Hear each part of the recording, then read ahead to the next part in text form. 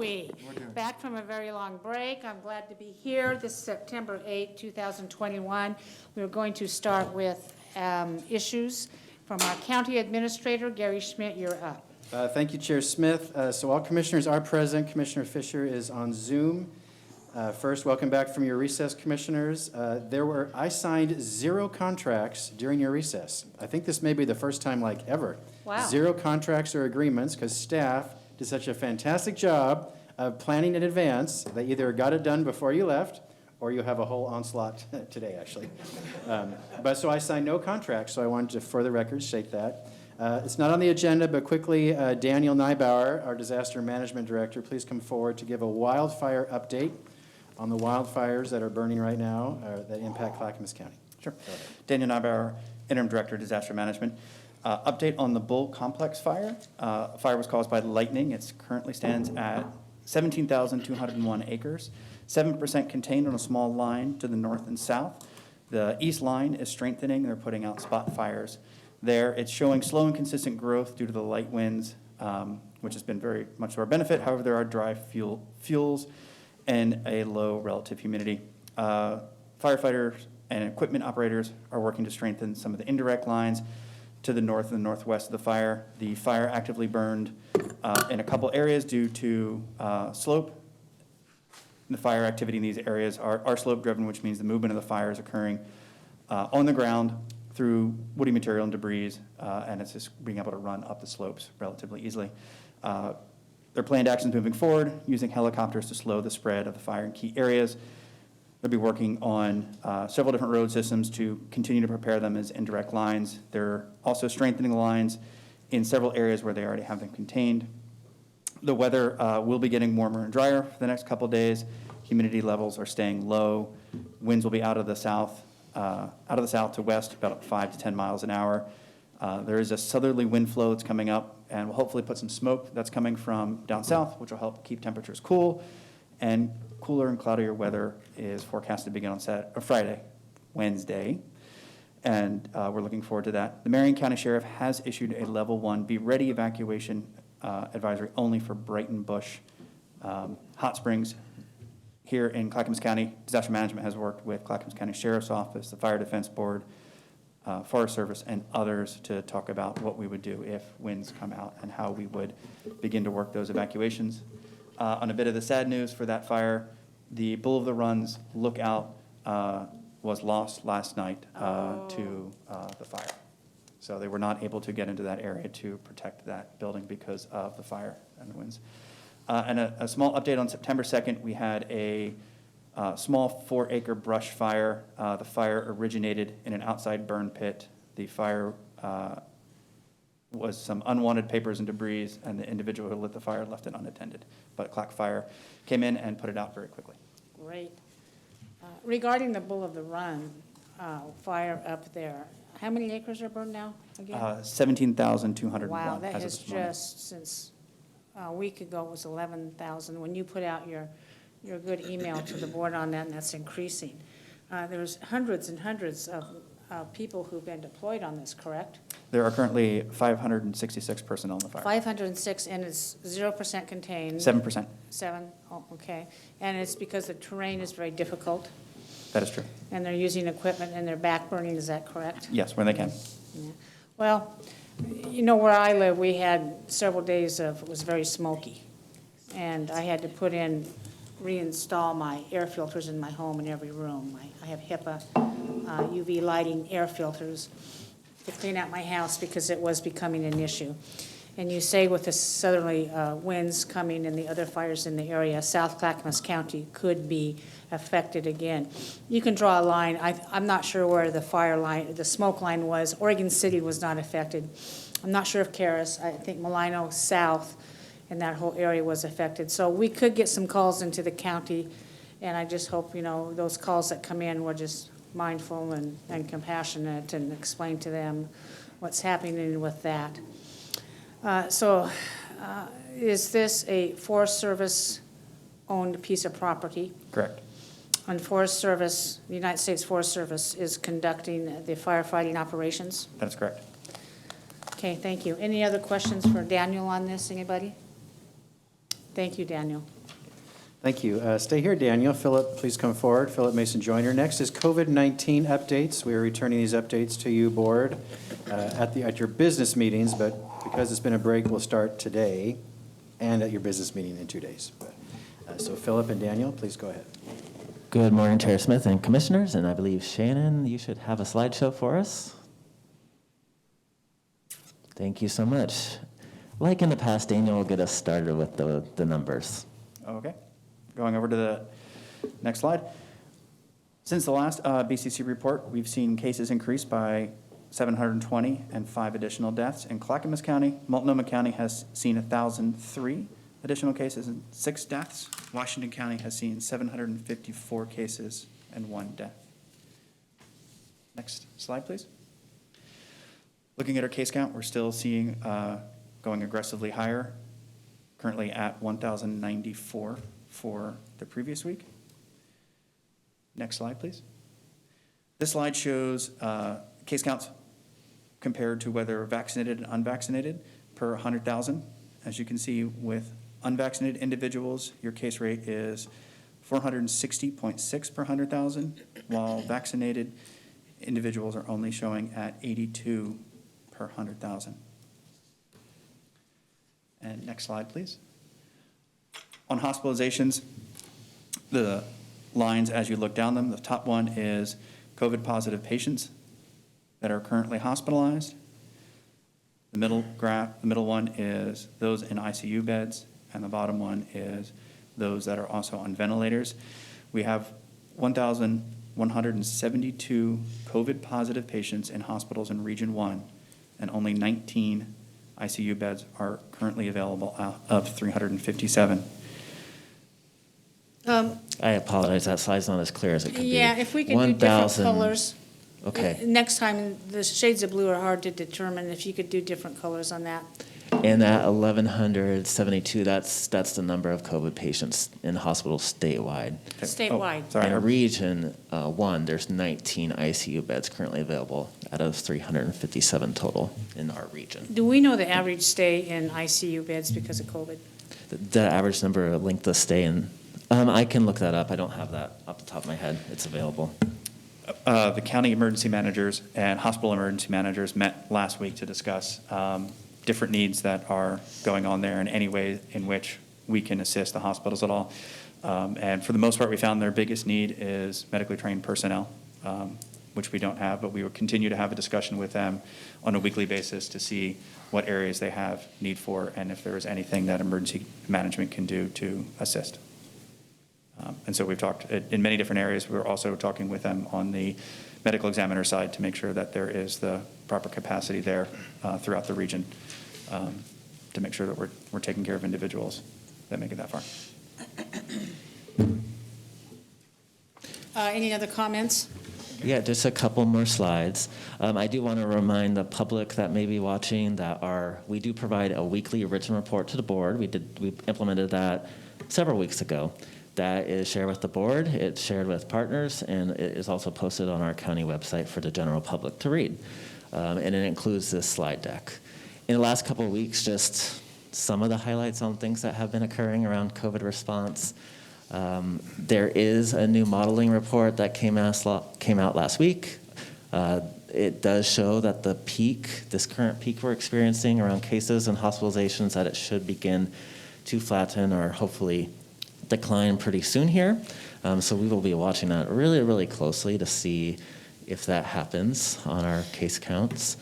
We have seen locally and statewide a rise in the number of folks who are seeking vaccination. So in July and August, we were seeing around 2,000, 2,500 every week, and we're well over the last couple of weeks, over 4,000 Clackamas County community members getting vaccinated. So that is wonderful to see. We think it's multi-factored. Of course, the governor's requirements around vaccine requirements for educators and healthcare workers play a factor. We're also seeing a lot of unvaccinated folks who have kind of wanted to wait and see or just haven't gotten around to it are now getting vaccinated. Booster shots continues to be a big topic of interest for the community. Right now, it's only approved for folks who are immunocompromised, And folks who are immunocompromised, you need to talk to your healthcare providers directly. They will get you connected to the booster. We're really focusing our local clinic still on folks seeking first and second doses. However, once the booster shots are approved for the general population, then we'll be relying on partners, having additional pop-up clinics, and also our standing 4 or 5 sites we have around the county. Along with folks can access now at your primary care clinic, you can access at your local pharmacy. But at this point, we're getting lots of questions. Boosters are not ready for the general population yet. It's got to go through the FDA, it's got to go to the state of Oregon. OHA has to give us permission in order to be able to do that locally. So could be in the next few weeks, it could be a little bit longer though, so folks need to be patient. Monoclonal antibody treatment, which is really hard to say, but it's proving to be an effective treatment that the nation's really looking at to help treat COVID-positive patients and really for folks who are, I would say, more moderately ill to prevent them from getting severely ill and hospitalized. So if folks can get connected to that therapy early, that's a very good thing.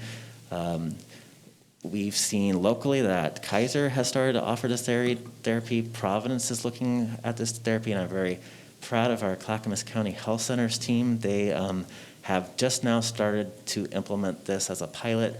Last week successfully treated their first patient with this treatment. So that's a very, very good thing. And folks, through our contact tracing, we will provide support and information about how to get referred to that therapy. It's not yet fully publicly available, and we continue to promote that prevention of disease is better than having to seek the treatment. But this is really good that we have another tool in the toolbox available to us. Is there a timeline to get that treatment from the time you get sick and or are tested for it to be effective? Had first symptoms within the last 10 days, really starting to feel pretty cruddy and getting connected before it gets to that point where you feel like, oh my gosh, I have to go to the emergency department and call 911 right now. So there's a window there. That's the hardest part. About 10 days, we're thinking. About 10 days after you first get symptoms. Okay, Yep. after you get symptoms, which may be shorter than from when you have a positive COVID test. Right. Because a lot of times people won't go in. They're feeling kind of funny for a week and they don't go in. Okay. Correct. And then finally, public health team continues to be very focused. It's the start of the school year. A couple of our districts started last week. A lot of them are starting school today. So working with schools on their plans, making sure that we're doing all we can to support the schools, meeting with them, the school nurses and other school staff pretty much daily right now just to do all we can to prevent outbreaks happening in the school setting, doing all we could to keep teachers and staff and students healthy and in the classroom. Originally, you talk about the modeling on OHA had originally said that they thought this would peak around Labor Day. Is that still the current modeling? I haven't seen what you just referred to. Yeah, actually the model shows that today is when the peak should start to go downward. We'll see if that holds true. Okay, start to go downward, which would tell me yesterday was Labor Day, that modeling by the OHA statistician, Dr. Peter Graver, is probably still holding for right now. Yes. That's what that tells me. Thank you, Philip, for that. And I think we just have one last slide. It's a slide you've seen a lot before, just our reminders for folks. We have seen an uptick in businesses contacting us to have our mobile team go out to their location. That's great. We continue to provide that service for the community. Folks, if you need access to an appointment, you can email us, you can call us, you can just show up. We have 4 or 5 clinics throughout the county on a weekly basis, several days a week, different hours, making it really, really easy for folks to get vaccinated.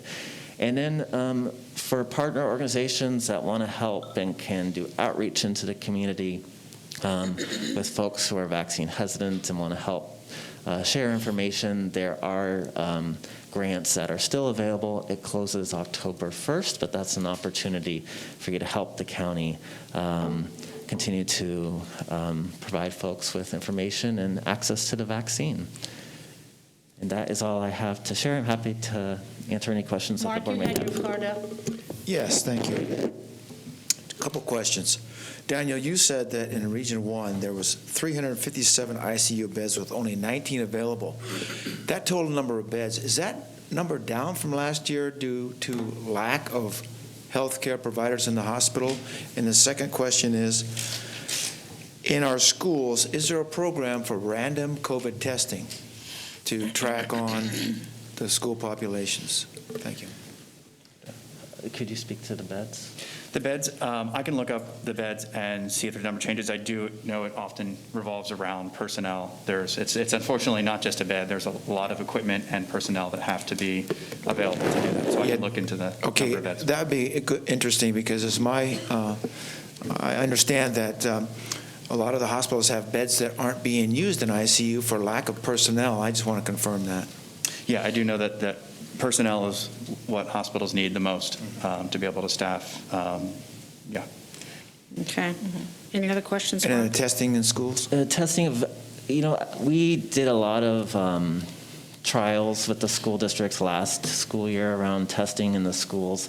The school nurses are so busy with contact tracing and supporting teachers and working with families around COVID and other illnesses and needs that what most school districts have found in our county is that it's a lot more efficient when they identify, to really message to parents and families to stay home if you're sick, of course. And then if they a student starts to experience symptoms during the school day, to actually quickly get them out of the school building and to a clinic or to a pharmacy to get tested, because when they have those rapid tests at the school, you got to hang around for 15 to 45 minutes. It's easier just to get them out of the building, get them connected to testing in the community, and go home. Okay. To feel better. Yeah. So most are not doing testing this school year. Interesting. On-site. Commissioner Fisher's in the queue, but a quick question. Does every school have a school nurse on site? Every school district has school nurses. District. Some have, not all of them are in every building, primary school, middle school, high school. Some of them have to share duties, and they go across multiple buildings. So our school districts, which has a high school and an elementary school and a junior high, and some feeders has more than one elementary school, could only have one nurse from multiple buildings, is what you're saying. Correct. In Clackamas County, do all of our school districts have at least one nurse? Oh, definitely. Yeah, Okay, they're good. required That's to. good to know. Commissioner Fisher, you're up, and I have to apologize. I did not know you were going to be remote from your office today, so I'm relying on others to tell me when you want to speak. But when you're finished, you can just indicate, and I'll wait for you. Go ahead. Oh, thank you so much. Yeah, my questions, you answered quite a few of them with Chair Smith's questions. But what right now is our current vaccination rate in Clackamas County? He's looking. It's so nice to have this board report.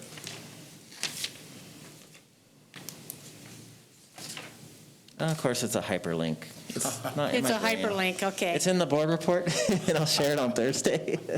You did say it was over 4,000 a week. Well, we've been averaging over 4,000 But do you- additional people per week. Commissioner Fisher, are you asking what the overall percentage is? Yeah, of our population. I Okay. really appreciated last week's report, which showed the healthcare workers that were vaccinated by county. I'm also interested in Clackamas County's vaccination rates. If we have a background, some stats based on age group, I think that's fascinating to see what our highest, most vulnerable age groups of people are. It was interesting in our last report how people that are 80 plus are much more vaccinated than people that are in my age group of 50 to 60 as part of the lowest group of vaccinated rates. So since we're vaccinating 4,000 a week, I'm just curious where is the change happening? And this is so, it's moving so quickly. It will be good to know that. My next question is, we have 19 ICU beds in Region 1. What happens if we use up all those ICU beds? That's really a question for the hospital systems. And I know last week they held, or the other week they held a press conference where that question was asked. And they do have plans in place. It does require prioritization. I can't speak to the specifics of how that works. That's really a question for our hospital partners. In the emergency manager meeting, they are working on different contingency plans as they can do, but there's not a lot of room there. I know they talked about taking a pediatric ICU and allowing people from 18 to 25 to be in there, but that was, of course, dependent on their not needing that space for pediatric patients. So they're definitely trying to make space where they can. But when it's out, then I can inquire with the hospitals and see what planning they've done in addition to that. But I'm not sure there's much. Well, if you could, and if they want to reveal what their plans are too, go ahead, Commissioner Fisher. Yeah, thank you. Do we have any, anecdotally, I have a friend who was scheduled for a hip replacement and then that got bumped. Do we have any data on what other medical procedures are being delayed? I know that they've delayed or canceled most elective surgeries. I don't know the specific procedures, but I do know that most have been. Okay, but so we don't have data about that. And then what about, I've been watching Florida, Texas, and the increased hospitalizations for children. And I do know that their not hospitalization rates, their vaccination rates are less than ours. What can we anticipate with this Delta variant for children and hospitalizations? Do we have any science or data based on our higher vaccination rate? Or are we not at a risk of more children being hospitalized based on that? Well, I guess how to respond to that is Oregon is watching those other states very, very closely. We haven't seen that directly here in Oregon around an increase in pediatric COVID hospitalizations. I think that's why we have such strong school reopening plans and have been so intentional about getting ready for in-person instruction that we're doing all we can to prevent that from happening, like in other places. I just got Commissioner Fisher? Yeah. I just got a text. Go ahead. I just got a text message from the OHA. Says the vax rate for Clackamas County is 71.5% of 18 and older, and we'll have Philip codify that for our Thursday meeting, if that's all right with you. Oh, yeah, that is excellent. Thank you, Chair Smith. It's wonderful to have technology that way. Well, we have some really good staff, as you know, who are listening. Yes. If my assumption is correct that we are not seeing the increase in IC or in children's hospitalizations because we have higher vaccination rates than Texas and Florida. And I just use those states because the media focuses on those.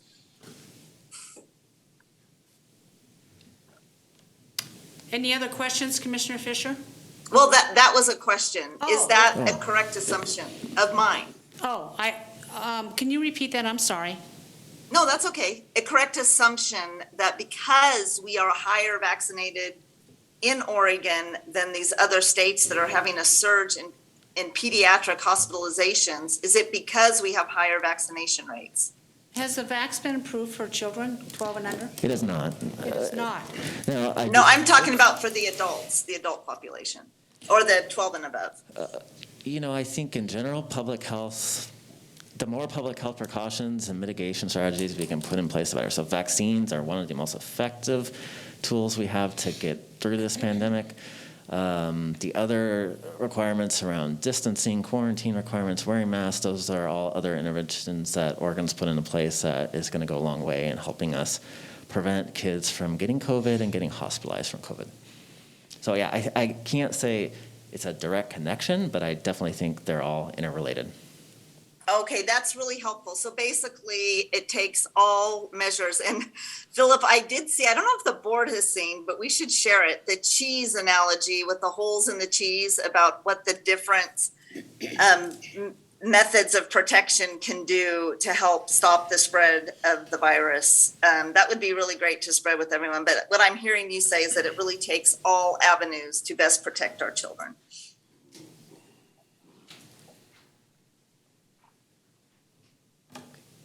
Any further questions, Commissioner Fisher?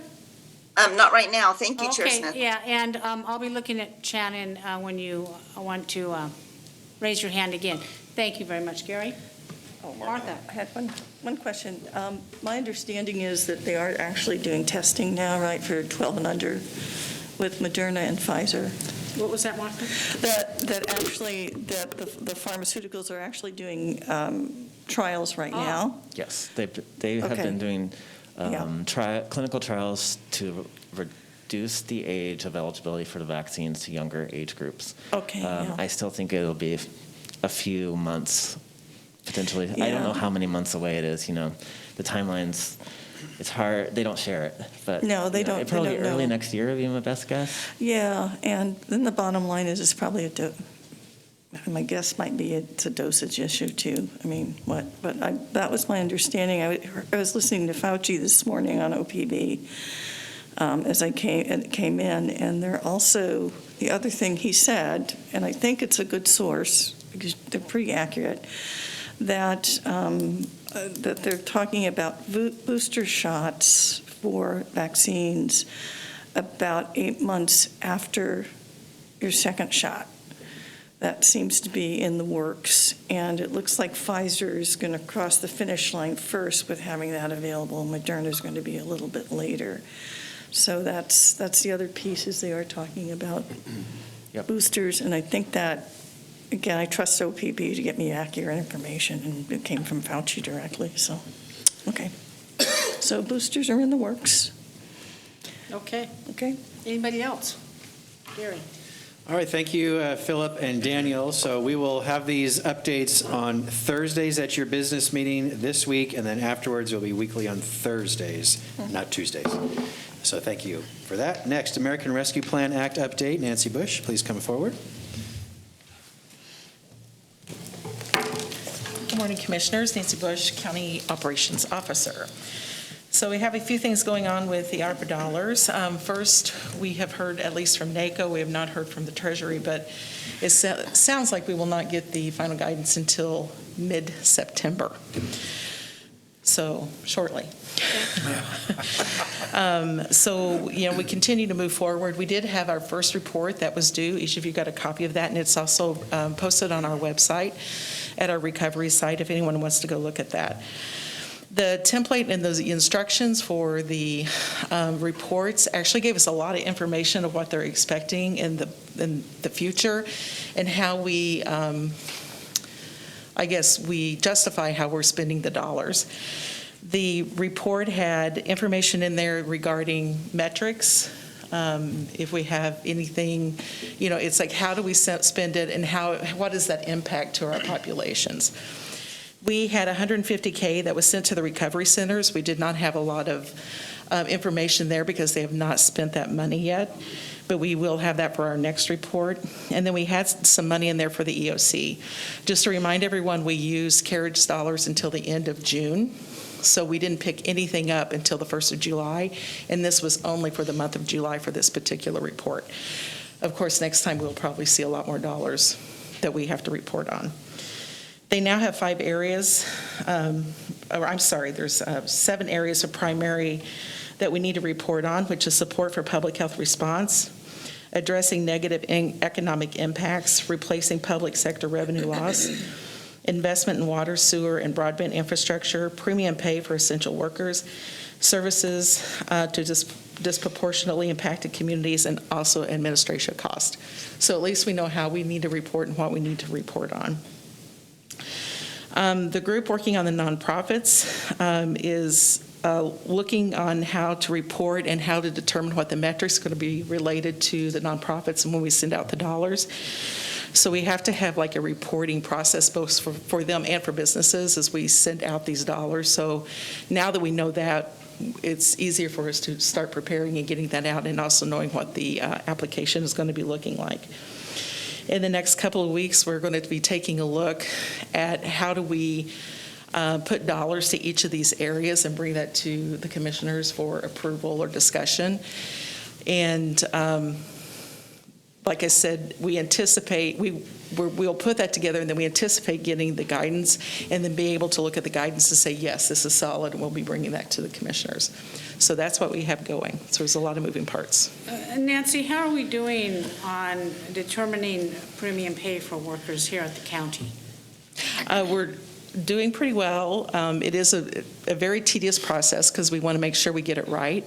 We are still hoping to have that done by the end of September, and we have some meetings this week. HR and I have meetings this week to making sure we have some things right with our department directors, and soon we'll be meeting with Administrator Schmidt on that and getting a final decision. Okay, because I know they're pretty anxious about that. Yes. Let me give you a few reports. Now, what about the backfill for department loss? There was a formula that was probably discounted as undoable. So how are we doing on that? So we still are working under the same calculator that has been existing. So we don't know for sure that that's the calculator they're going to be using. We continue to gather information related to those costs and revenue loss. And that is something, of course, the county commissioners are going to have to decide. It's like, are we only going to cap that at a certain amount? And what programs are we going to look at in making sure that that revenue loss is replenished? Okay, any other questions from commissioners? Seeing none. All right, Gary? Thank you, Nancy. Next, foreclosed tax lot deed adjustment. Sarah Ekman and Kathleen Rastetter, please come forward. There is a memo in your packet.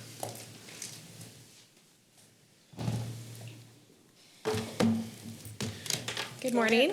Good morning. Sarah Ekman, Interim Director with Business and Community Services, and I'm with Senior Assistant County Counsel Kathleen Rastetter to talk to you about an issue of a deed correction that needs to take place based on some historical issues. And Kathleen will tell us more about that. Yeah, basically this one piece of property was included in a tax foreclosure back in 2011, but for some reason inadvertently left off the deed that was then deeded to the county as part of that foreclosure process.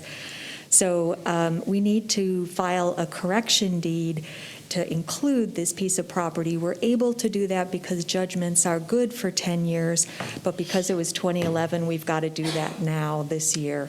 So we're just coming before you to ask permission to re-record a deed that would include this property, and we would attach the foreclosure judgment, which did clearly list this piece of property.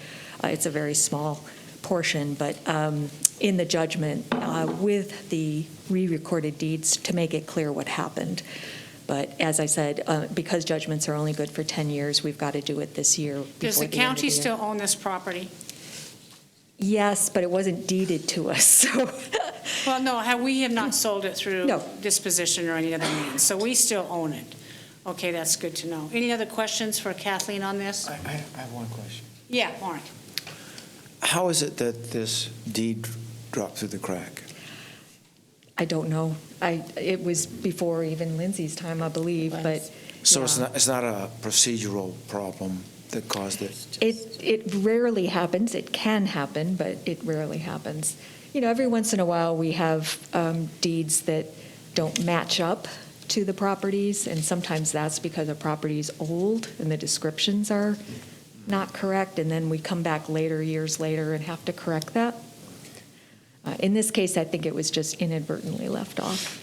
So how did you find it? How did you find out this mistake Lindsay was going through her Lindsay Wild, former property agent, going through her list of properties that we own and trying to figure out what's, as you know, they come before you each year and ask to sell certain pieces of it, and caught this.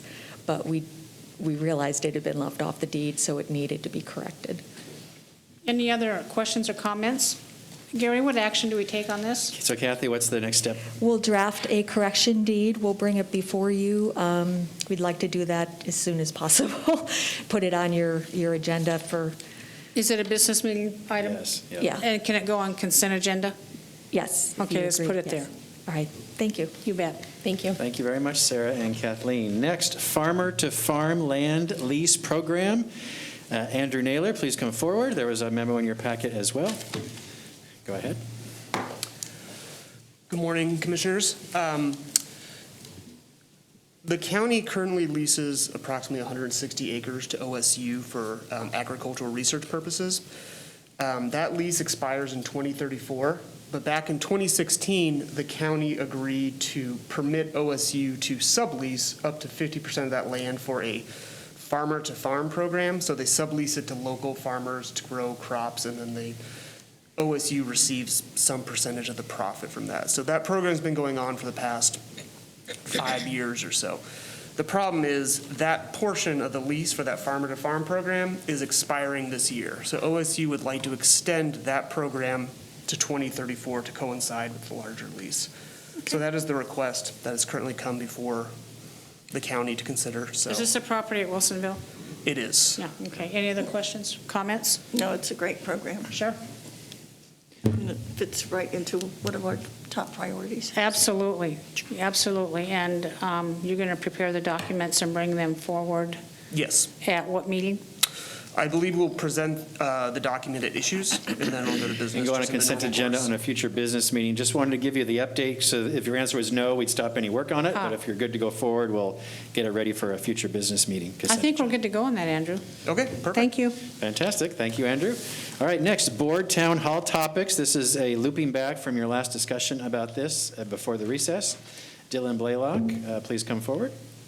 Go ahead. Good morning, Commissioners and County Administrator Schmidt. Good to see you. I'm Dylan Blaylock with Public and Government Affairs, and my thanks to DTD Director Dan Johnson for joining me. This is a continued discussion from a few weeks ago when we talked about town hall topics for September. The date was set then for Wednesday, September 22nd, but the direction was to come back to you and give you a little bit more information about possible topics that were raised. Just as a reminder, we have October set for childcare and November set for public safety. We can always add more to any month that we want with any topic. The two that we were asked to give more information on first was Mental Health and Suicide Prevention Awareness Week. This is National Suicide Awareness Prevention Month. I might be getting a few words there wrong, but that's what this is. I did raise this with some of the key mental health staff at Clackamas County. They love the idea of doing it on this day. Specifically, Allie Murray would be available. We all know who she is. And as I stated before, we did have the highest turnout that we've ever had for our listening sessions in town halls last year, with the two that were related to mental health and safety. Just to remind, those are a little bit tweaked from the normal procedure because we don't allow live calls during them because of the risk of someone having the need, or an episode, or the need for mental health consultation right then. So we do it all via email, but again, it was the highest attended each time. And for the second one, it was on congestion and pricing and tolling. And that's why Dan has joined me today. There were a couple things to check out involving that. Didn't want to step on DTD's toes. Yeah, just a minute before you move on. On Yes. the Suicide Prevention Month, if we decide to go that, no live calls, but you will monitor the emails and read whatever you think is appropriate. Yeah, we have I do it with mental health staff, and we Okay. actually have a quick filtering system in real time good. where they let me know it's okay. And for the most part, 90% of them are, Sure. but it's just that extra 10% you got to be a little worried about. Okay, Dan, you going to give us an update on congestion pricing? Congestion pricing and tolling. So we had a chance to catch up last week, kind of get a deeper dive into what Commissioner Savas was thinking about for this particular topic. What we kind of rest on, to make sure I get this right, is a joint presentation, because again, those are discussions that we are not in control of. So it'd be our partners at ODOT and Metro coming forward. Kind of having a short information session at the beginning, so those individuals would be able to provide information to anybody attending on what those topics are and how they would be implemented. And then basically turning it over to commissioner comments for feedback and to listen, a listening session to our public. That was kind of what we had discussed. We had looked for kind of a save the date. We wanted time because we have other presenters coming in, so we looked at November or later. We had talked about November, but apparently there's something going on with CCSO on that date, or possibly, so we may be able to add another date in November, it looks like. But I'm not sure you have to expand on that at all. Yeah, well, whether it's November, it applies November and December. I think that if we do it, I don't want to do it close to the holidays because people are going to be busy. So ideally, in the earlier part of each of those 2 months would be better. Earlier November, earlier December, not near the holidays. So that'd be my preference. But is the Is the opportunity to move the public safety one, is that flexible or is that firm? That was the only one that was firm as of last time, and that's just because that was when Sheriff Brandenburg was available, and that was from six months ago. I can check again. We go to December. Okay. I just need to get a date certain so I can get it out to those folks. So CCSO would be in November then? Yes. Okay, and I think I like the format about the congestion tolling, and if December is okay, it's going to be timely now, it's going to be timely then on this issue. I do think for September, we need to take a look at the mental health suicide, right? Commissioners, are you in agreement with that? Yeah, and what date is that? That's slated for 2 weeks from tomorrow, And Chair. we have So enough September time to 22nd. get the message out for that? Yes, plenty of time for that. Commissioners, are you okay with our town hall topics for September? Mental health and suicide awareness. I would also, suicide is, affects people differently. It's one thing to be aware of it, but it's another thing to try to implement procedures to prevent it. And I would like the topics to be focused around prevention and help. And if it's all possible, jeepers, if it's all possible, to focus on that. We know it's out there. How do we help our loved ones? How do we help our neighbors? If we know somebody's in a mental health crisis, what do we do? Yes. That We've done that before, Chair, with the two we did last year. We had staff presentations right at the beginning, and we brought that into the conversation again and again with the resources that were available and how to help. And just, tailor it to, the lay people out there, which is me. If I know somebody's in mental health crisis, what do? I did take the mental health first aid class when I was here last time, and it was really interesting. It was just really fascinating. Yeah. So, okay, any other questions from commissioners? Chair? Yeah. Just so we give Dan and our invitees, so I'm looking at December, so For 2 weeks? December 8th? Does that work? Is it a Wednesday? Is it preferably a Wednesday? I think we actually have it already booked out for the commissioner schedules for the first Wednesday of each month. Oh, the first Wednesday. First They get the Wednesday. first then. Yeah, because That's fine. that would be right up against the second Thursday, which is an evening meeting. Right, okay. So you don't want 2 evening meetings in a row. Right. Okay, So December 1st. December 1st. That's okay. Got it. I may be on a plane December 1st, but we'll talk about that later. Well, let's try to. It's okay. Tracy, will you work with Martha and her schedule with Dylan on that? Okay. Right. I don't know that we're tied, necessarily married to a Wednesday. It's okay. Later in the week's better because I can attend virtually. Yeah. Let's try to work this out for you. We'll try and work it out, but you don't have to do special treatment for me, okay? I mean, if it's better for you guys, then so be it. Okay. Okay. So Dylan, now what's up for October? That's the childcare. It's childcare related issues that came up in the last discussion, and then With the commissioners, Martha's, right, the yes. work she said, okay, Yes. so for September, mental health, for October, childcare, Yes. for November, Public safety, and December is tolling and pricing congestion. Yep. I think those are some pretty good topics. Great. Great. Any other comments or questions for the group? Gary? Great, thanks, Dylan. And Dan, next, supportive housing services, I'm pulling that item, and we'll bring back at a future meeting. Next, business meeting agenda review for September 9th, 2021. As of right now, you have wildfire updates and COVID-19 updates, and that's it, although you'll have several consent agenda items today that staff will ask you to put on this Thursday's agenda. We'll also have public communication, of course, but it's a light agenda so far for Thursday. Also, we're changing the time at the chair's approval to a morning meeting, so this Thursday will be in the morning, not in the evening. It'll be 10 a.m. this Thursday, September 9th. It's on your calendars.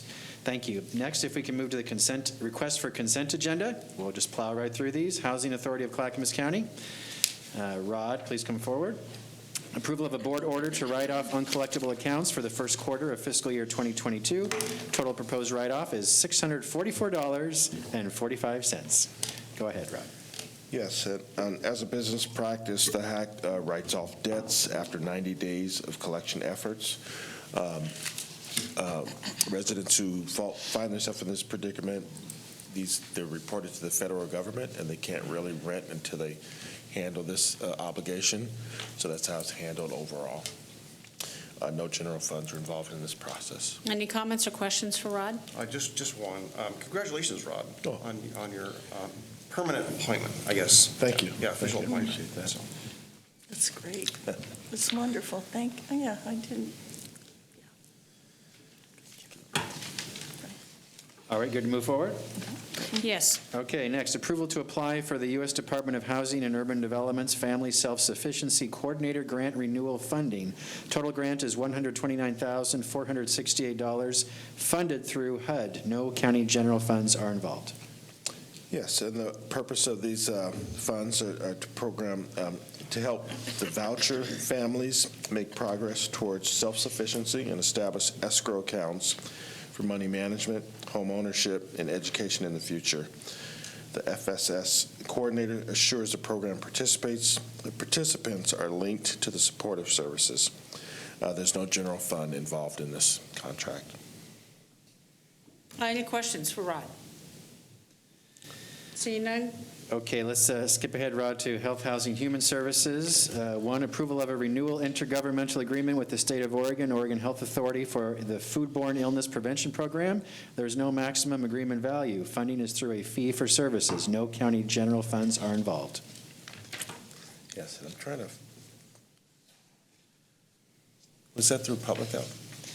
Public health, yes. Okay, here we go. Yes, so this agreement allows public health to provide complete environmental health, food licensing, and inspections to safeguard the health of residents in Clackamas County, and there's no general fund involved in this contract. Any questions or comments? Seeing none, go ahead, Rod. Next, approval of a subrecipient professional services agreement with Cascade AIDS Project for human immunodeficiency virus, HIV testing and counseling services. Maximum agreement value is $75,000, funded through the State of Oregon, Oregon Health Authority. No county general funds are involved. Yes, this is pass-through funding from the local public health authority agreement with the State of Oregon. This funding is a mix of federal and state funding. No general funds are involved in this contract. Any comments or questions for Rod? Seeing none? Next, approval of a subrecipient professional services agreement with Outside In for human immunodeficiency virus, HIV testing and counseling services.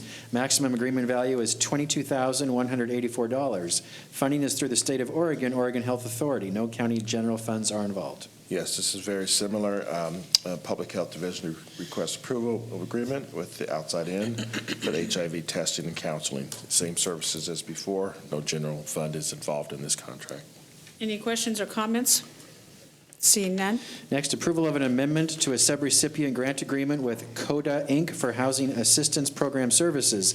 This amendment extends the term of the agreement 3 months to September 30, 2021, with no change to the agreement cost. No county general funds are involved. Yes, as Administrator mentioned, Behavioral Health Division requests approval of an amendment to extend the term of an original agreement by 3 months to ensure that no gap in services while a formal procurement process is completed. There are no general funds involved in this transaction. Any comments? Seeing none? Next, approval of an amendment to the subrecipient agreement with Clackamas County Children's Commission for Rapid Rehousing Services. This amendment increases Emergency Solutions Grant COVID funds budget by $150,000 for a new total of $243,500, funded through the United States Department of HUD ESG CARES Act funds. No county general funds are involved.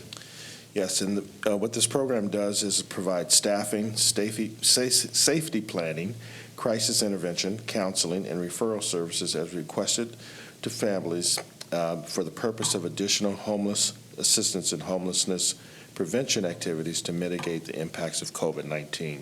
There are no general funds involved in this contract. Any questions or comments? Seeing none? Next, approval of an amendment to the subrecipient agreement with Northwest Family Services. This amendment increases Emergency Solutions Grant COVID funds budget by $300,000 for a new total of $657,500 as a grant, funding through the United States Department of Housing and Urban Development, ESG CARES Act funds. No county general funds are involved. Yeah, it's just real similar to what I just read on the other nonprofit. It's for safety planning, et cetera. No general funds are involved in this contract. Any comments for Rod? Seeing none.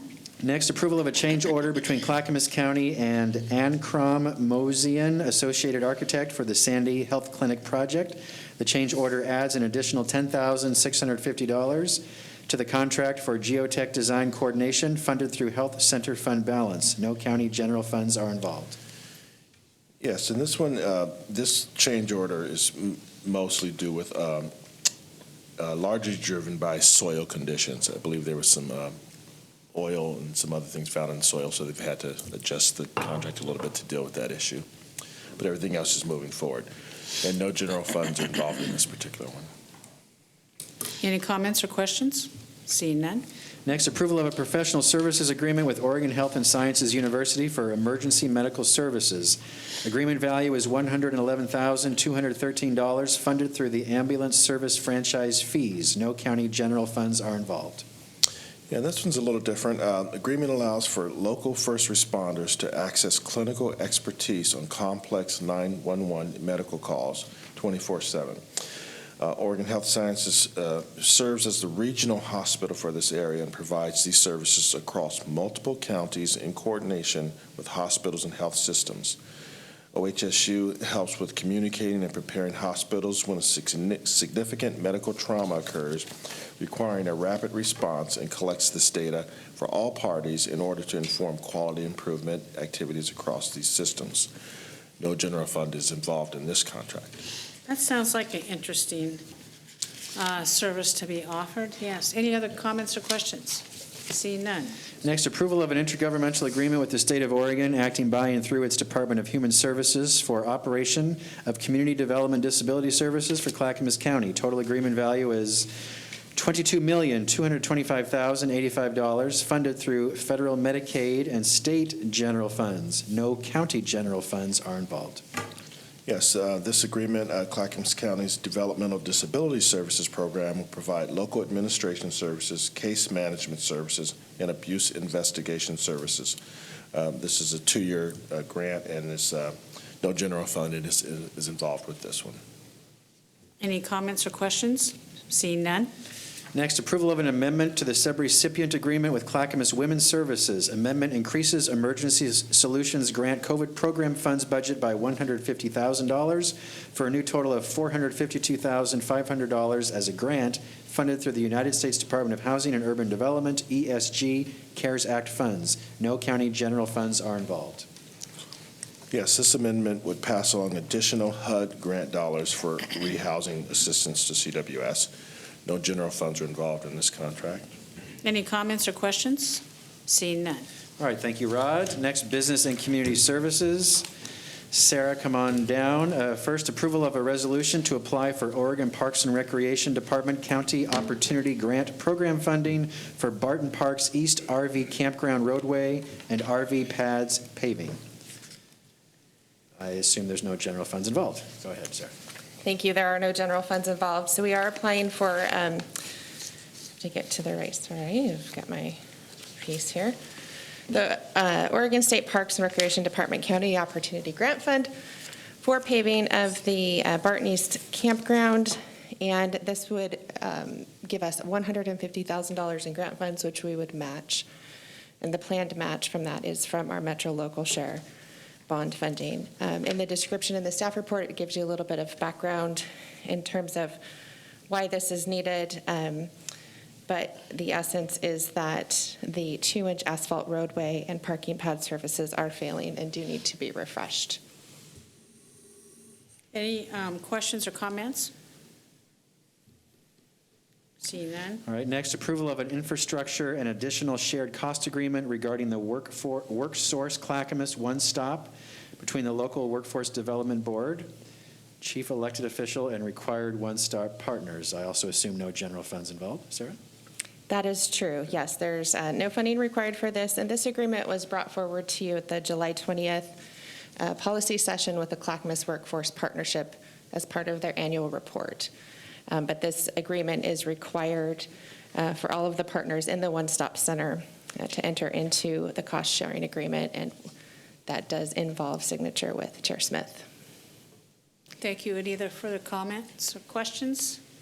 Seeing none? Okay, thank you, Thank you. Sarah. Next, Human Resources. Christy, come on down. So Gary, Yeah. has the format changed online? It used to be that there was a summary online. We could follow these, what you're reading, but all I have is lumped in a 372-page document. Oh, you should see what was on the issues list. What I'm reading should be online. Shannon, can you offer any clarity, please? Yes, I apologize that was not included. If you show the bookmarks on your stuff, you'll be able to follow, like, Okay. each one individual one is bookmarked. We apologize for that. We will have it correct next time. Sorry, Commissioners. All right, Human Resources, approval of a contract with Compelling Reason LLC for benefit delivery consulting work. Contract value is $487,045, funded through department monthly benefit administration fees, some of which do include county general fund dollars. This request is also to be put on this Thursday's business meeting agenda. Christy, go ahead. Thank you. So in response to changing environments and some of the challenges that we've had in making sure that we're delivering benefits timely and in compliance, we outsourced with a consultant a year ago, and we developed our benefit service delivery strategy. So this work is to implement that. They'll be helping us in areas of project management, change management, data reporting, and other areas to really operationalize the strategy, which includes best practice and a variety of other benefits to the county. And I'm happy to give more information, but if that is sufficient. That's enough, unless they have any questions. All right, thank you. Any questions or comments for the presenter? Seeing none? So with your approval, Chair will put this on this Thursday's business meeting. Sure. Okay, thank you, Christy. Thank you. Next, elected officials, Sheriff's Office, please come forward. Approval of an intergovernmental agreement with the Oregon State Marine Board for enforcement related to recreational boating in Oregon. Total agreement value is $892,424 for the term July 1, 2021 through June 30, 2023. This is initially funded through county general funds, but it will be reimbursed entirely by the Oregon State Marine Board. Go ahead, please. Good morning, Chair, Commissioners. And introduce yourself, please. My name is Sergeant Nate Thompson with the Sheriff's Office, obviously. I supervise our Marine Patrol Unit, and so we are asking for approval of this intergovernmental agreement. As you can see, for the 2021 fiscal year, it's about $432,000. In the following year, in 2022, the reimbursement amount would be $459,000, which is part of our Marine Patrol budget. This money coming from the Oregon State Marine Board is also matched through the county as far as our budget is concerned as well. And those funds provide Marine Patrol service for all the waterways within Clackamas County. Great. Any further questions or comments for the presenter? Seeing none. Thank you very much, Sergeant. That is not timely then? No. Okay. Everything else here can wait except the Human Resources item. Thank you. All right, next, Transportation and Development. First, approval of a change in control of solid waste collection franchises held by Hoodview Disposal and Recycling and by Canby Disposal Company and Westland Refuse and Recycling to Cahoot Companies Holdings. No financial impact, no general funds involved. Go ahead. Thank you so much, Chair, Commissioners. Our current solid waste code allows for persons holding a solid waste collection franchise to transfer that franchise should the board approve it. Essentially, the Cahoot family owns 100% of the stock of 3 company holdings, county solid waste collection franchises. The companies are Canby Disposal Company, Westland Refuse and Recycling, and Hoodview Disposal and Recycling. The Cahoot family is requesting a transfer of these county franchises. Their companies hold to Waste Collections. Waste Collections currently holds 2 collection franchises in the rural area of the county, as well as serving other communities in the state and throughout North America.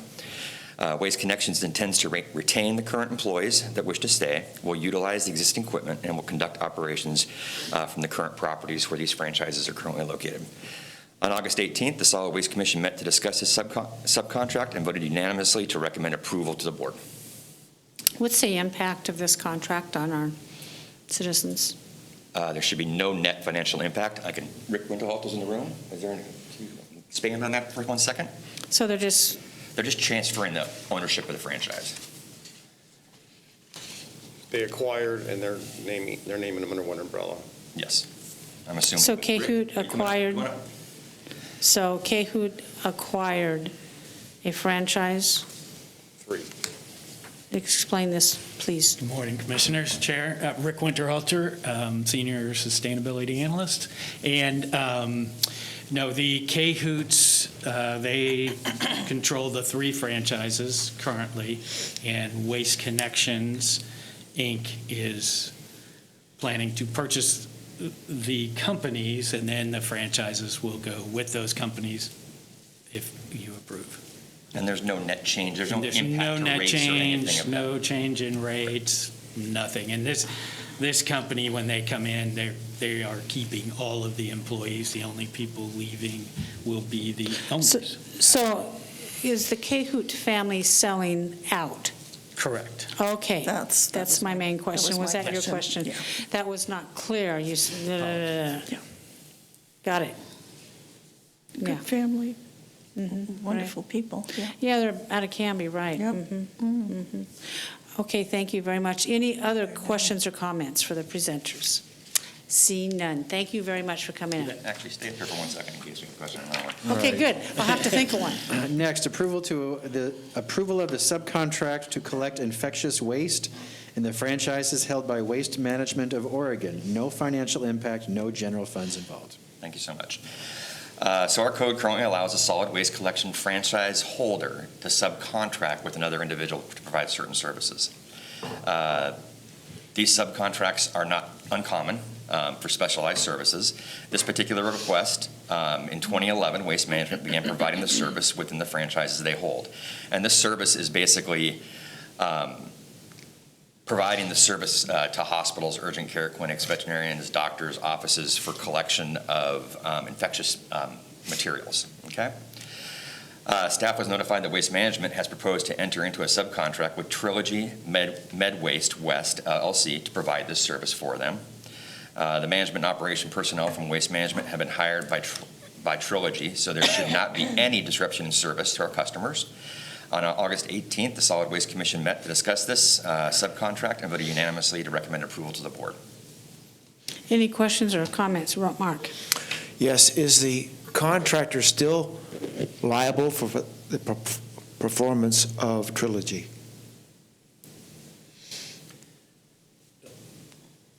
Commissioner, ultimately, the franchisee is responsible. I mean, obviously, you know, and there's a contractual arrangement between the 2 businesses, but ultimately, our franchisee is responsible. To be held accountable for that. To be held for their performance, et cetera. Okay, thank you. Any other comments, questions? Seeing none?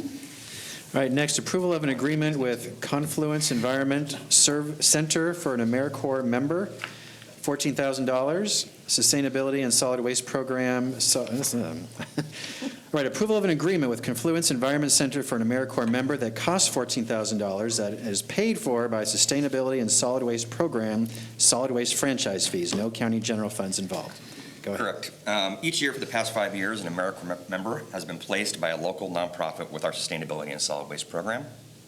This supports delivery and improvement of waste reduction and recycling efforts in our community, in particular with multifamily communities, schools, and general community outreach. This agreement is for $14,000 for a 1-year AmeriCorps placement with Confluence Environmental Center, which serves our region as an AmeriCorps program. The funds for this agreement are included in the approved fiscal year 21-22 budget, and when our restricted solid waste funds, County Council has reviewed and signed the agreement as a whole.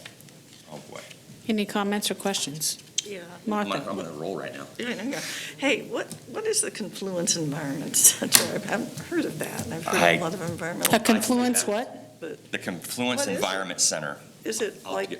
have to get back to you on that specifics. Yeah, because I was like, it's not like the college's environmental learning center. I do not This is believe an so. AmeriCorps. Okay. Yeah, I'll get confirmation. I'm just to you. curious, yeah. We have, I mean, you haven't seen these in the past, but this is a request from County Council because these okay. look more like a contract. And so we felt we should align it more with coming forward to the board for the board's approval. So, Way to go, Stephen. Go ahead. All right, next, approval of a contract with Emery and Sons Construction Group for the Sunnyside Road ADA improvements, 122nd to 132nd. Total contract value is $744,914.50, funded through the road fund. No county general funds are involved. this contract will retrofit one signalized intersection with 6 total corners and 5 non-signalized intersections with 18 total corners for ADA compliance. This work is in advance of our asphalt concrete overlay project scheduled for the summer of 2022. Just if you recall, new ADA requirements require the jurisdiction to update the ADA and elements on a road if we plan to pave any portion of that road. So this is basically the effort to do that. I can tell you that substantial completion of the project is expected by April 30th of 2022. The project was advertised in accordance with ORS and LCRB rules on February 22nd, 2021. Bids were publicly open on August 3rd. After review of the bids, Emery & Sons Construction Group, LLC, was determined to be the lowest responsive bidder. Any further questions or comments? Seeing none. Thank you, Dan. Finally, County Administration. Nancy, please come forward. Approval of a funding agreement between Clackamas County and the Clackamas County Arts Alliance. The value of the agreement is $192,405. This is funded through county general funds. It is for one fiscal year, 2021 to 2022. Go ahead, Nancy. All right, thank you. So this is for the Arts Alliance, and they will use the funds to partially support training and capacity building work for businesses, organizations, and entrepreneurs. The public art exhibits, which includes those here in our buildings throughout the county, robust art education programs in regional schools and social services organizations. In addition, $27,000 will go to Young Audiences of Oregon, which will serve 6,300 students in 22 schools. Any comments? Seeing none. Great, thanks, Nancy. That is the consent agenda request. The final item today is Commissioner Communications. Okay, Commissioners. Commissioner Fisher, would you like to lead us off? Sure, be happy to. I've been seeking out and looking at getting some, well, first of all, hello, everyone. Nice to be with you, even virtually. And I have to say, I actually missed everyone. So I appreciate being back in the saddle, as you would say. I am appearing virtually today as I'm sorting through and trying to get an idea of what would be most appropriate protocols and procedures for us as a governing body, given that our case positivity rate is over 10%. And so that is why I am appearing virtually today.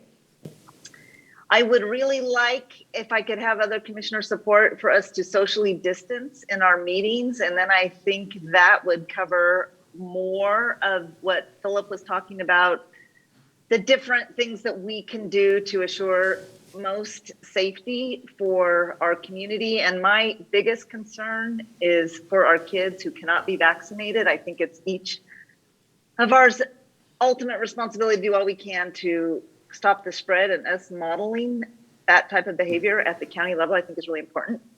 So if possible, if we could do some social distancing for board meetings and for our policy sessions, I think that would go a long way in at least assuring my comfort level and knowing that I'm doing my part in keeping our community as safe as possible. And I'm really hoping that other commissioners will join me in this interest. Anything else, Commissioner Fisher? I would love to hear comments about that from folks, if Gary, they would what's the so like to procedure weigh we're going in. to be putting forth? All right, so per the, as far as a workplace, and that's my responsibility to make sure as a workplace we are managing what the state requirements are for workplaces. Employees, anyone in a workplace is required to wear a mask, which we're all doing in this room. Social distancing is recommended but not required. It's not like it was before where we had to have 6 feet of distance. It's recommended, but it's not required. So I do not recommend moving this room back to how we had it before unless you tell me to, commissioners. The key is to wear the mask, which is what you're all doing, which we ask members of the public to do as well. So unless you direct me otherwise, I don't suggest we change the format of this room. But if you want me to, I will do that. It's the mask is the key, and we're all wearing masks, and we'll continue to wear masks until we don't need to anymore. Any other comments, Commissioner Fisher? Yeah, so Gary, I was in conversation with Philip, and then I was in conversation with Dr. Vines. When the case positivity rate is so extreme right now, over 10%, it is very advisable that we socially distance. And I really would encourage my other commissioners in joining me in this request to our administrator to find a way for us to conduct our meetings so we can have 6 feet of distance. Thank you for your request. I think we're going to continue conducting the meetings. Commissioner Fisher, if you feel uncomfortable, you're certainly welcome to appear virtually in your office or in your home. I see no problem with that, or any commissioner doing that at any time. Anything else, Commissioner Fisher? Not at this time. Thank you very much. Who wants to speak next? Mark. Yes, good morning. I was contacted by the Muslim Education Center to participate in a Zoom meeting with Senator Merkley and Congresswoman Bonamici last week on Monday evening to talk about the Afghan refugee situation. Now, there wasn't a lot of information or details about how those 50,000 refugees will be distributed throughout the United States. And there was no information at the time about what kind of federal funding might come with those refugees. But if we look at the population of the United States, and if those refugees were to be distributed amongst the states evenly, 632 would come to Oregon, about 63 people, based on our population numbers, would come to Clackamas County. So, again, the distribution of the refugees is unknown at this time, but that's just kind of a heads up on what we might be looking at. The other thing, too, is since January, we've had an unprecedented number of people coming across the southern border. And here we have 50,000 Afghan refugees processed through the State Department with special immigration visas. These refugees are people who have served, worked with the U.S. military and the U.S. government in Afghanistan for the last 20 years. They're people who, I believe, are looking for a better way of life than they found in Afghanistan. And I encourage us to look at this in a positive way and wait and see what Congresswoman Bonamici and Senator Merkley come up with in terms of distribution and funds for how we might help these good people. Mark, do you know if these refugees have had a health check, or if they're vaccinated or anything like that? That was one of the questions asked last week, and we didn't get an answer, but I'm sure that's one of the things that Congresswoman Bonamici, I think, is going to come back with. And you worked in Afghanistan for many years. No, I worked in Iraq. Oh, Iraq. Yeah, I beg yeah, your pardon. yeah. I'm mistaken. Yeah. So anyway, that's something that we need to put on our radar.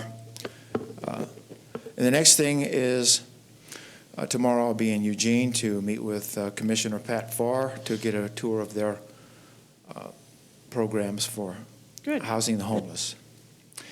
And on the meeting for Thursday, since it's not going to be in the evening, are we getting the word out so that people can put input to the meeting on emails? Yes. Okay. Yes, we are. Okay, thank you.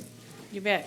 Commissioner Schrader. Yeah, I just want to thank Commissioner Scholl for mentioning the refugee issue, and anything I can do to help with that would be, it's kind of a family value, helping people to get into the country. And I think that there are a number of folks at risk now with the fall of Afghanistan and the Taliban taking over. And I do think that it would behoove us as a county to see that as one of our humanitarian I think. Yeah, we'll just see missions and what, see you know, what that might mean. And- Absolutely. And probably talk to the faith communities and see, I know when my parents sponsored my Filipino family, that sponsorships and helping people find homes and things like that would be really, so thank you. That's, I think we need to help with that. And I'm assuming appropriate medical procedures should be in order anyway. I'm not overly worried about that. They'll set something up and go there. Other than that, I just want to say that I'm glad to be back.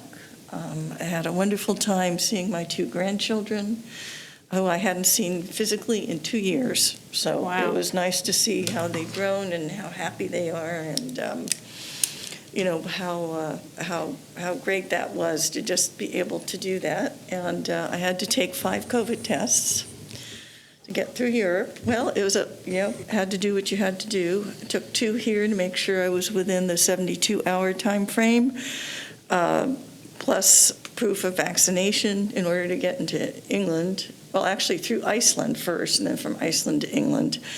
And then in England, their requirement was tracking, and then after 2 days, there another test that had to be sent in, which again turned to be negative. That was good. And then flying back through Iceland, because I was staying there for a few days for medical reasons, actually, believe it or not. I had to get another quick COVID test in England to re-enter Iceland. However, to get back into the United States, they didn't require proof of my vaccination. I guess they'd seen it too many times, but I also had to get another test in Iceland in order to get back into the country. And so I'm going to keep all my 5 negative tests, maybe frame them. I don't know what I'm going to do with them. But in order to travel, those are the rules. Those are the rules of travel right now, is that you've got to get fast vaccine tests, and I will say that every country, including this one, has, I used Zoom Care. You get a very quick test, and they get it back to you within a day, and it's usually a 3-day window that you know, and they require you on the airplanes to wear masks. You cannot, unless you're eating or drinking, they'll let you take that, but largely you've got to be, but it was worth it to do that. But I have never had more testing done in my life. Wow. For this whole thing. So just kind of an interesting anecdote. Other than that, I'm looking forward to get back to work with all of you, really, on various issues. And I'm grateful that, just glad to be here. We're all rested and ready to go. So Thank you. there we go. Right. Commissioner Savas. I really don't have much to report. Had a decent time to work on my property, in my home, and do a little bit of county work here and there. And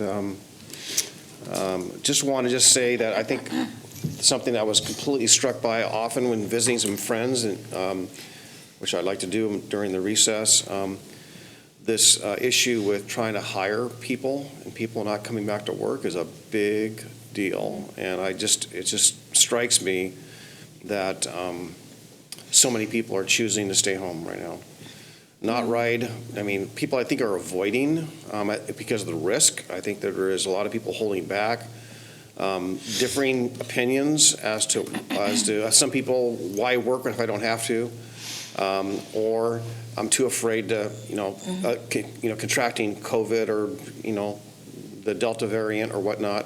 That there's fear and people getting out to some degree, but the businesses I think are really are suffering, and I'd surely like to know what that means from a payroll standpoint, because that also affects our state funding as well.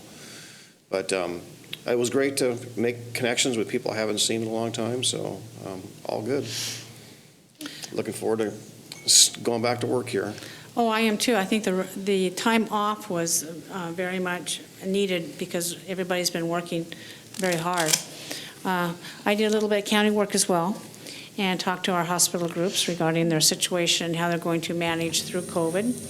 And they're trying very hard to do the best delivery services possible. I offered up Clackamas County as a partner for our 3 hospital groups who are in Clackamas County, Providence, Kaiser, and Legacy. They're all very appreciative. And it's a communication that I continue to I want to continue for the future, just to stay updated. I don't like reading reports in the newspaper of what is or isn't. I told them that right off. I want the clean scoop right here from you, what is really going on. Right now, they are struggling with a labor shortage as well, of nurses and doctors possibly quitting. And that's to be determined. And I think as we manage our workforce here at the county, I want to commend my county administrator for the tack that he is taking in preserving our workforce ability here. If we lose some of our workers, we may not be able to hire right behind them so readily as we have in the past. And I think that's very important that we preserve our current workforce and work with them and make accommodations as much as possible. And I think we'll continue to do that. I went down to Lake Shasta, Mount Shasta, for a retreat. It was wonderful. The last 2 days we had some smoke and had ash spewing down right now in that corner of California into Nevada. The wildfires are tremendous. Almost 1 million acres have burned up to South Lake Tahoe, where you could see the lake and red flames. It was that extreme. We came home. And then we went up to Blaine, Washington, which is right on the border of Canada. And we met some Canadians there, some friends. And if you ever seen the Peace Arch, the Peace Arch is this wonderful white painted huge cement or marble arch. And it's a neutral territory between America and Canada where you can go without passports. And it's neither owned by America or Canada, and it's a neutral territory. It's not owned by the tribes. And it's an extremely beautiful park, lots of flowers, lots of annuals. And as we were there on Sunday, I believe, groundskeepers were out busy working. A lot of people had come from around just to be there. And it was one of the most peaceful, tranquil places I had ever been in. And it was a lot of fun. And our Canadian friends brought down some lunch for us, and we picnicked and had a wonderful conversation. And it was just really fun. I had not experienced anything like that. And maybe we can bring the Peace Arch to Clackamas County. We'll erect one in our lobby center. So I think that would be very fun. That's all I have. Thank you very much. Gary, do you have anything? No, so you have no afternoon sessions. You will next meet on Thursday at your business meeting. Okay. Thank you.